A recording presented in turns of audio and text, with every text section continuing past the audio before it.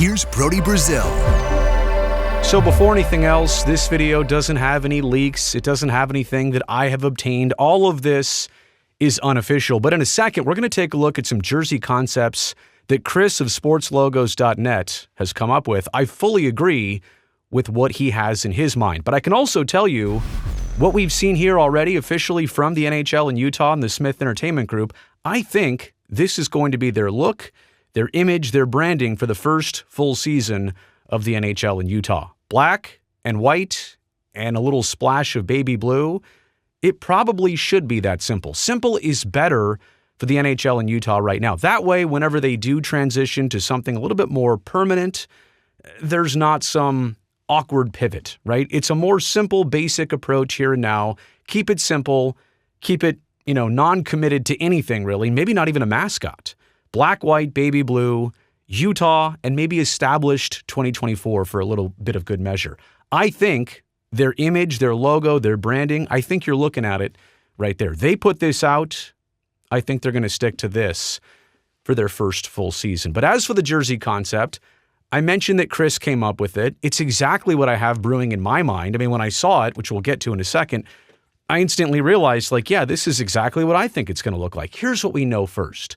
There's the bracket-style fan voting going on right now and still going for a matter of probably several more months.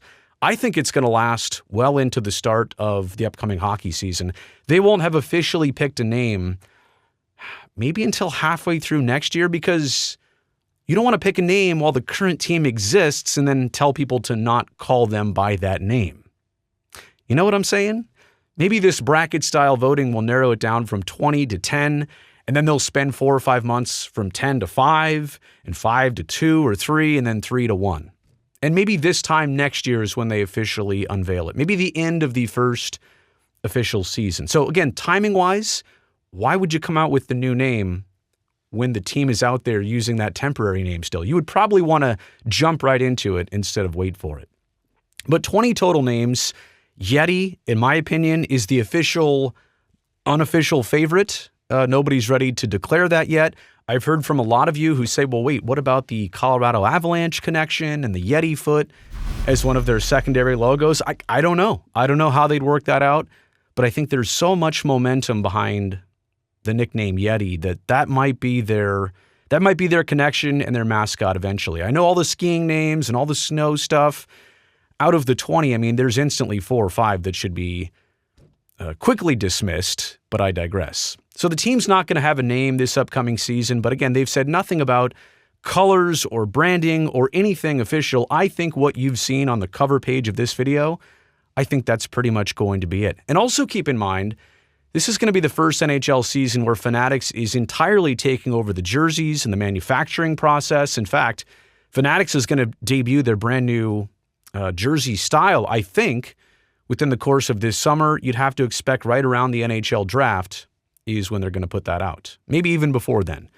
So Fanatics doesn't want to take on a whole brand new franchise. They've already got enough on their plate. And given the timing of this, we only knew that the Arizona Coyotes would turn into the NHL in Utah, about a month and a half ago?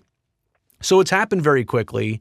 There's not a lot of time to get this done. Simple is better. Temporary is not optimal, but it's fine.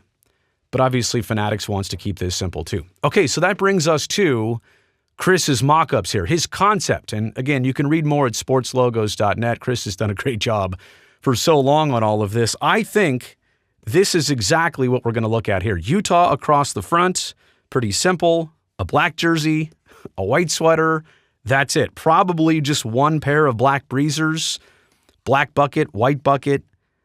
The other reason why this is so simple for manufacturers to make. Somebody's going to have to make the custom gloves, the helmets for the players to wear. And if you go baby blue or some obscure color right now that's not really in production, well, that's going to be hard to pull off.